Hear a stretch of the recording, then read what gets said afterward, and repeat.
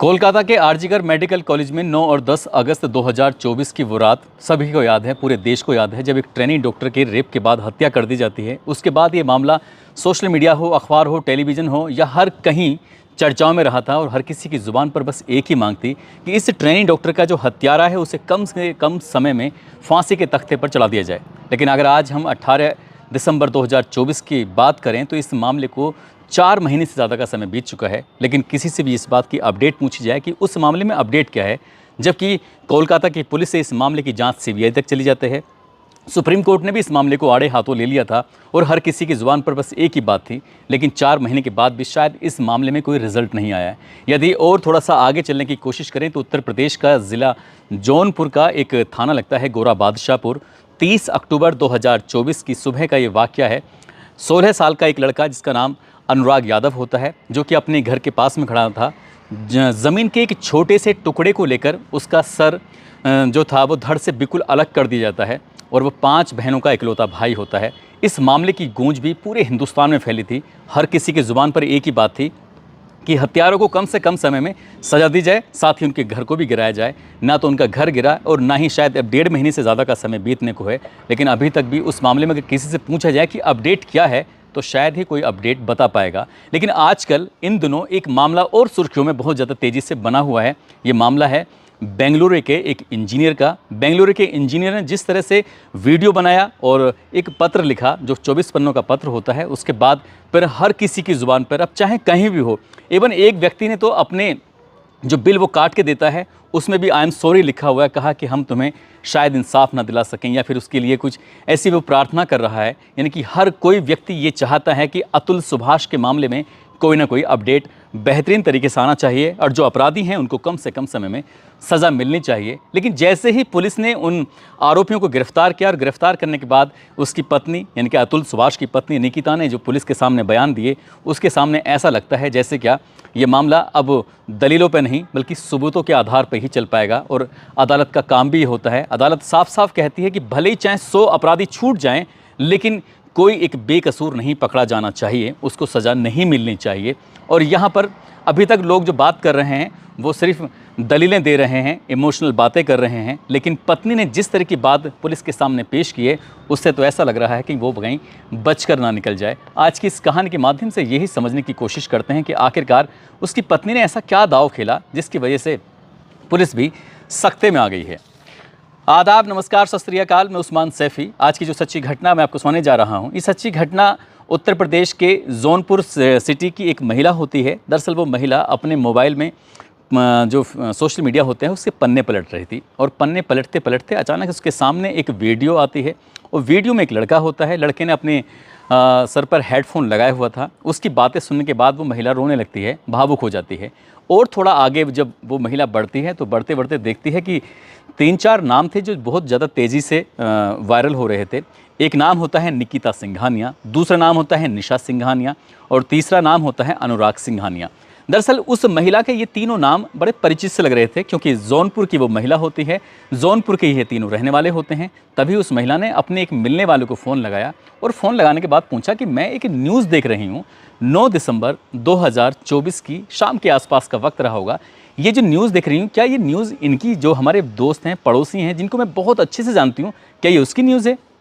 बस महिला ने जब ये बात पूछी, कहा तुम्हें नहीं पता, पूरे देश को तो पता है, हर कोई तो इस बारे में बातें कर रहा है, तुम्हें बिल्कुल नहीं पता। दरअसल वो महिला इसलिए भी थोड़ा परेशान हो जाती है बात सुनकर, क्योंकि जिसके बारे में न्यूज़ चल रही है, जो अतुल सुभाष की सास होती है, सास की वो बहुत अच्छी सहेली होती है, सहेली को नहीं पता है, पूरी दुनिया ज़माने को इस बात का पता है। वो कहती है कि बड़ी घाघ थी, उसने अपने बारे में ऐसा कुछ भी नहीं बताया, जबकि मेरी बेटी की 4 साल पहले शादी हुई थी। मेरी बेटी के बारे में छोटी से छोटी बातें जानती थी, पूछती थी कि आखिरकार तुम्हारी बेटी के बारे में क्या हो रहा है क्या नहीं। और जब भी मैं इस फैमिली के बारे में बातें किया करती थी तो वो कहती थी कि सब कुछ ठीक चल रहा है, इतना ठीक चल रहा है कि पूरा देश इस बात को जानता है। देश ही नहीं, विदेशों के वो लोग भी जानते हैं जो इस घटना से मोबाइल के माध्यम या किसी अन्य माध्यम से जुड़ चुके हैं। दरअसल बेंगलुरु में एक इंजीनियर जिसका नाम अतुल सुभाष होता है, 9 दिसंबर 2024 की सुबह एक सूचना मिलती है पुलिस को। पुलिस स्टेशन यानी कि कि एक व्यक्ति है जिसने अपनी जीवन लीला को समाप्त कर लिया है, उसने अपनी जान दे दी है। और जान देने के पीछे की वजह कुछ इस तरह से आती है कि उसकी पत्नी ने उसके साथ कुछ ऐसा किया है जिससे वो इतना तंग आ चुका है, इतना परेशान आ चुका है, जिसकी वजह से उसने कदम उठाया है। दरअसल जो अतुल सुभाष है, अगर हम उसके बैकग्राउंड के बारे में जानने की कोशिश करें तो ये बिहार प्रदेश के ज़िला समस्तीपुर का मोहल्ला वैनी पूसा रोड का ये निवासी होता है और बेंगलुरु में AI का इंजीनियर होता है। इसके माता पिता गांव में रहते हैं। भाई है विकास मोदी, वो भी 2019 में इसको मैट्रिमोनियल साइट पर एक लड़की दिखाई देती है, इसका नाम निकिता सिंघानिया होता है। उसके बाद उससे बातचीत होती है, सिलसिला आगे बढ़ता है और कुछ ही वक्त के बाद में यानी कि 26 अप्रैल 2019 को इनकी शादी हो जाती है। शादी के बाद अभी ज़िंदगी मतलब पटरी पर आने वाली थी, लॉकडाउन आता है, आपस में किसी तरह की छोटी छोटी बातों को लेकर विवाद शुरू हो जाता है। पत्नी जब गर्भ से हो जाती है, इनके उसके पेट में बच्चा पल रहा था और उसके बाद फिर घर वालों का भी दखल होती है, आना जाना होता है। तो यहाँ से कुछ ऐसे रंग रूप अब निकिता सिंघानिया के दिखने शुरू हो जाते हैं और पति पत्नी के बीच में विवाद हो जाता है। पत्नी अपने बेटे को जन्म देती है, 20 फरवरी 2020 की ये बात है। उसके बाद वो अपने पति से अलग हो जाती है और अलग आने के बाद फिर सीधा जौनपुर आती है। जौनपुर के शहर कोतवाली में एक FIR दर्ज कराती है अपने पति, अपने ससुर के, सास के और देवर के खिलाफ कि जिस तरह से इन्होंने मुझसे दहेज की लगातार मांग कर रहे हैं और मोटा पैसे की मांग कर रहे हैं। उसके बाद पुलिस सक्रिय होती है, FIR दर्ज होती है, मामला कोर्ट पहुंचता है। अब यही मामला नहीं थमता है, निकिता सिंघानिया की तरफ से एक के बाद एक मुकदमे आने शुरू हो जाते हैं कि अप्राकृतिक यौन संबंध बनाने की कोशिश करते हैं, मारपीट करते हैं। ये मेरे पिता की भी इन्हीं की वजह से मौत हो जाती है, इन पर हत्या का मुकदमा भी दर्ज हो जाता है। और धीरे धीरे करके जब 9 मुकदमे दर्ज हो जाते हैं, वो व्यक्ति लगातार बेंगलोर से जब जौनपुर की तरफ आ रहा है, जा रहा है, तो जाहिर सी बात है उसको इतने चक्कर लगते हैं, वो थक जाता है, परेशान हो जाता है। जज के सामने एक बार बात चल रही थी, जज से कहता है कि जज साहिबा आप मेरी बात सुनिए, NCRB की रिपोर्ट ये कहती है कि जब झूठे केस में कोई फंसता है तो वो बहुत मुसीबत में आ जाता है और कई लोग तो ऐसे हैं जो जान दे देते हैं। तो इतनी बात जब चल रही थी तो निकिता सिंघानिया कहती है कि तुम अपनी जान क्यों नहीं दे देते हो। अब इस बात को जब ये बात निकिता ने बोला तो जज साहिबा बताते हैं कि वो हंस रही थी, सुन रही थी, उन्हें इसमें हस्तक्षेप करना चाहिए था लेकिन हस्तक्षेप नहीं करते। जब वो व्यक्ति जाता है, यानी कि जाने से पहले लगभग 24 पन्नों का एक पत्र लिखता है और पत्र में पूरी कहानी बयां करता है। 1.5 घंटे का एक वीडियो रिकॉर्ड करता है और वीडियो रिकॉर्ड करने के बाद उसमें कई लोगों को कटघरे में खड़ा कर देता है। और कटघरे में खड़ा करने के बाद वो ये भी जाहिर करने की कोशिश करता है कि किस किस ने उसके साथ ये छल किया है और किस किस की वजह से ये फंसा है। वो जान देता है, मामला फिर सोशल मीडिया पर वायरल होना शुरू हो जाता है और जैसे मामला वायरल होता है तो इस अतुल सुभाष का जो छोटा भाई होता है विकास मोदी, इसकी तहरीर के आधार पर आखिरकार बेंगलुरु के एक थाने में मुकदमा, मराठी हल्ली थाने में मुकदमा दर्ज हो जाता है। और मुकदमा दर्ज होता है पत्नी निकिता सिंघानिया के खिलाफ, सास निशा सिंघानिया के खिलाफ, साला अनुराग सिंघानिया के खिलाफ और चाचा ससुर जो होते हैं सुशील सिंघानिया के खिलाफ। एक तरफ जब मामला लगातार वायरल हो रहा था, एक महिला जो उसको भी पता चल जाता है और साथ ही मीडिया वाले जब इसके परिवार की हिस्ट्री खंगालने की कोशिश कर रहे थे तो पता चलता है कि जो निशा है उनके पिता, इनका नाम मनोज होता है और मनोज हर 3 भाई होते हैं। 3 भाई में सुशील सिंघानिया, विनोद सिंघानिया और मनोज सिंघानिया। हाँ, तो तब हो जाती है जब अतुल सुभाष और नितिका सिंघानिया की शादी होती है तो विनोद सिंघानिया को इस बारे में पता ही नहीं था कि इनकी शादी भी हो रही है, कहाँ हो रही है, कैसे हो रही है। परिवार की जो सगा ब्लड रिलेशन वाला था उस तक नहीं बताया था, यानी कि वो अपने जो राज थे वो राज कुछ इस तरह से छुपा के रखते थे। मामला वायरल होता है, उसके बाद फिर बेंगलुरु पुलिस पर दबाव पड़ता है और बेंगलुरु पुलिस ने FIR दर्ज कर ली थी और उनकी गिरफ्तारी के लिए लगातार जब कोशिश करते हैं तो सबसे पहले जौनपुर में यहाँ पर आते हैं और जौनपुर में आने के बाद इनके घर पे एक नोटिस चस्पा करते हैं और ये कहा जाता है कि आप अपने आप को पुलिस के सामने सरेंडर कर दो, नहीं तो फिर पुलिस आपको गिरफ्तार करने के लिए जो भी कोशिश कर सकती है वो करेगी। लेकिन ये लोग भाग जाते हैं इधर उधर, जहां मौका मिलता है वहाँ रफू चक्कर हो जाते हैं, घर का ताला लगाते हैं, निकल जाते हैं। अब पुलिस पे लगातार दबाव पड़ रहा था, सोशल मीडिया पर मामला लगातार हाईलाइट हो रहा था। ऐसी स्थिति में न केवल निकिता, उसकी माँ, उसके भाई या फिर उसके जो कई रिश्तेदार होते हैं, इन रिश्तेदारों के भी फ़ोन जो थे वो इलेक्ट्रॉनिक सर्विलांस पर लगा दिए जाते हैं, ये देखने के लिए कि आखिरकार वो कहाँ हैं कहाँ नहीं हैं। जब कहीं से कोई राहत नहीं मिल रही थी तो पता चलता है कि निकिता सिंघानिया ने अपने किसी रिश्तेदार से बातचीत की थी। जिस रिश्तेदार से बात की थी उसका नंबर भी सर्विलांस पर लगा हुआ था और पुलिस ने उसे 14-15 दिसंबर 2024 की रात को गिरफ्तार कर लिया गुरुग्राम से। गुरुग्राम में एक PG होता है, PG में वो रुकी हुई थी। वहाँ पर जब जाके पुलिस ने गिरफ्तारी के लिए दबिश दी तो वो मिल जाती है। उससे पूछा जाता है कि तुम्हारी माँ और तुम्हारा भाई किधर है। माँ और भाई के बारे में पूछा जाता है तो पता चलता है कि वो प्रयागराज में हैं और प्रयागराज में वो छुपे हुए हैं एक होटल के अंदर। अब ऐसी स्थिति में वहाँ से कि भाग ना जाएं, तभी पुलिस ने 2 पुलिस वालों को उनका भेष बदलकर एक को डॉक्टर बनाया, एक को नर्स बनाया और सीधा वहाँ उस जो होटल होता है उसमें होटल में पहुंचा देते हैं। अब वो किसी बहाने से उस रजिस्टर में जिसमें सिग्नेचर करते हैं, आमद दर्ज कराया जाता है कि हमने इस तरह से ये कमरा लिया है, तो वहाँ पर वो चोरी की निगाह से देखते क्या है कि जो निकिता की माँ और उसका भाई होता है, कमरा है, कमरा नंबर 111 में वो छुपे होते हैं। अब यहाँ पर रेड डलती है और उसके बाद उनको गिरफ्तार कर लिया जाता है। गिरफ्तार करने के बाद इन तीनों को, यानी कि निकिता, उसकी माँ और उसके भाई को एक ही बात समझाई जाती है कि आपके चेहरे पूरे देश भर ने लोगों ने पहचान लिए हैं, आपको लेकर लोगों में बहुत ज़्यादा गुस्सा है, ज़रा से भी होशियारी दिखाने की कोशिश की तो पब्लिक तुम पर टूट पड़ेगी और शायद तुम्हारी जान जा सकती है, इसलिए जो हम कहते हैं वही बात मानना, नहीं तो फिर कुछ भी हो सकता है। अब पुलिस को खतरा लग रहा था, इसलिए वो ट्रेन से इन्हें ले जाना नहीं चाहते थे, इनको वो प्लेन से यानी कि हवाई जहाज़ से लेना चाहते थे। और जब ये कहा गया उनसे कि अपने आप को छुपाने की कोशिश करना, भीड़ का हिस्सा बनने की बिल्कुल कोशिश मत करना, जैसा जैसा इन तीनों को समझाया जाता है वैसे वैसे ये बात मान लेते हैं। हालांकि एफआईआर के अंदर चाचा ससुर का भी नाम होता है, लेकिन उनकी उम्र 69 साल के आसपास होती है और 69 साल होने की वजह से वो हाई कोर्ट में अपील करते हैं, याचिका दायर करते हैं और उनका जमानत याचिका को मंजूर कर लिया जाता है, क्योंकि उम्र को देखते हुए 4 सप्ताह की उनको अंतरिम ज़मानत मिल जाती है और 4 सप्ताह के बाद आखिरकार क्या होगा वो 4 सप्ताह के बाद तय हो सकेगा। लेकिन जब तीनों को इन्हें प्लेन से बेंगलोर लेके जाते हैं, अब इनसे सवाल जवाब किए जाते हैं कि आखिरकार तुमने ऐसा क्यों किया, क्या बात है। तो जब बात पूछने वाली बात आती है तो तीनों ने एक ही जवाब दिया कि हमारा तो इस पूरे मामले से कोई लेना देना ही नहीं है, यानी कि हम तो मेरी बेटी 3 साल से अलग हो चुकी है अतुल सुभाष से। जब अतुल सुभाष से 3 साल से अलग हो चुकी है, मुलाकात है ही नहीं, तो हमने उन्हें किस वक्त उकसाया। हमने जब बात आती है कि तुमने पहले तो 1 करोड़ रुपए की डिमांड की थी और 1 करोड़ से बढ़ के वो 3 करोड़ हो जाती है। मरने वाला इंसान कभी झूठ नहीं बोलता, उसने बिल्कुल सच बोला है। इसके बारे में क्या आपका कहना है।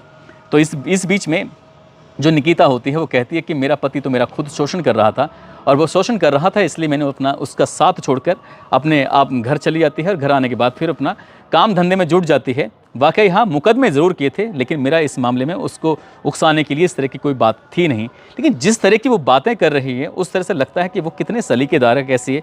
लेकिन जब मीडिया वालों ने उसके घर पर जाकर बातचीत करने की कोशिश की तो उन्होंने धमकी देना शुरू कर दिया था कि तुम अगर किसी ने भी ये सब चलाने की कोशिश की या फ़ोटो लाने की कोशिश की तो फिर अंजाम अच्छा नहीं होगा, अंजाम बुरा होगा। तो पुलिस के सामने वो कुछ और रूप धारण कर लेते हैं और जब बात आती है मीडिया के सामने तो कुछ और रूप धारण कर लेते हैं और अतुल के सामने शायद इनका और भी विकराल भयंकर रूप रहा होगा। अब क्योंकि अदालत जो चलती है वो सबूतों के आधार पर चलती है और विकास जो मोदी है, जो इसका अतुल सुभाष का भाई है, वो कह रहा है कि सबूतों के साथ तो छेड़छाड़ हो रही है। यदि छेड़छाड़ हो जाती है तो सबूत अगर बचा नहीं तो जाहिर सी बात है निकिता और उसकी माँ, उसका भाई शायद बच जाएंगे या फिर अलग निकल जाएंगे। लेकिन जो जांच के दायरे में ये 5-6 लोग हैं, जिसमें जज हैं, पेशगार, सास, साला, पत्नी, चचिया, ससुर। जो जज है उसके बारे में बताया जाता है कि जब इन्होंने पेशगार से बातचीत होती है तो 3 लाख रुपए की डिमांड होती है और जब जज से बातचीत होती है तो 5 लाख रुपए की डिमांड कर दी जाती है। ऐसा अतुल सुभाष ने आरोप लगाया था। इस मामले की भी जांच पड़ताल की जा रही है। पेशगार के ऊपर जो आरोप लगे हैं उसकी भी जांच की जा रही है और सास, साले और तुम्हारे की इन सब का जो रोल है, जैसे जैसा उस 24 पन्नों में लिखा हुआ है, उनकी एक एक पहलू की जांच पड़ताल की जा रही है। किसी को भी बख्शा नहीं जाएगा, ऐसा बताया जा रहा है, ऐसा लगातार चल रहा है। लेकिन एक चीज़ है, एक बात है, जो 4 साल का पोता है वो पूरी पिक्चर में कहीं दिखाई ही नहीं देता है। जब पुलिस ने इन सबको गिरफ्तार किया था, साले को, सास को और तुम्हारे की निकिता सिंघानिया को, तो उनसे एक ही बात पूछी थी कि व्योम, यानी कि व्योम तुम्हारा बेटा कहाँ है, जो 4 साल का बेटा है, और जूनियर अतुल कहाँ हैं। जब उसके बारे में पूछा जाता तो वो कहते हैं कि वो सुरक्षित है, सही है। तब जाकर पुलिस को यकीन नहीं होता और पुलिस कहती है कि जब तक हम उसे देख नहीं लेंगे, जब तक उसको आमने सामने यानी कि वीडियो कॉल या किसी माध्यम से आप दिखाइए, हम जब तक देख नहीं लेंगे, क्योंकि एफआईआर में उसका कोई हवाला नहीं है, कि उसका कोई दोष नहीं है, वो तो बच्चा है। इस पूरी कहानी में जब तक पुलिस ने उसको देख नहीं लिया, वो किसी रिश्तेदार के यहाँ पर सुरक्षित है। अब ऐसी स्थिति में जब ये अतुल सुभाष जाता है, अपनी जान देता है, तो उसमें एक बात कहता है कि मेरी पत्नी मेरी बेटी की सही से परवरिश नहीं कर पाएगी, इसलिए मेरे बेटे की परवरिश मेरे पिता, मेरी माँ के द्वारा होनी चाहिए। तो कम से कम जैसे कि केस लंबे चलते रहते हैं, सबूत मांगे जाते हैं, तारीख पे तारीख पड़ती रहती हैं। यदि इस बच्चे के बारे में बात करें तो व्योम के बारे में तो कम से कम सरकार को, जिस तरह से इस लड़के के पिता हैं पवन मोदी, उन्होंने साफ साफ चाहे वो सीएम हो, चाहे वो भारत के प्रधानमंत्री नरेंद्र मोदी हों या फिर तेजस्वी यादव हों, इन सभी से अपील की थी कि कम से कम मेरे पोते को तो दे दी जाए।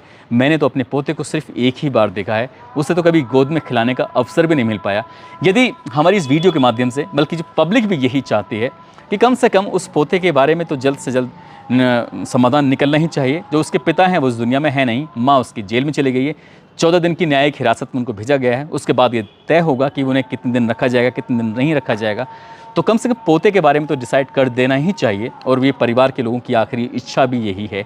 साथ ही अब सबूत मिलते हैं तो बात बनेगी। एक आपको याद होगा, गुजरात की एक आयशा थी जिसने अपने पति से प्रताड़ित होकर अपनी जान दे दी थी। उसके बाद इस मामले का भी बहुत ज़्यादा सोशल मीडिया पर हाईलाइट रहा था। ये बात साल 2021 की बात है।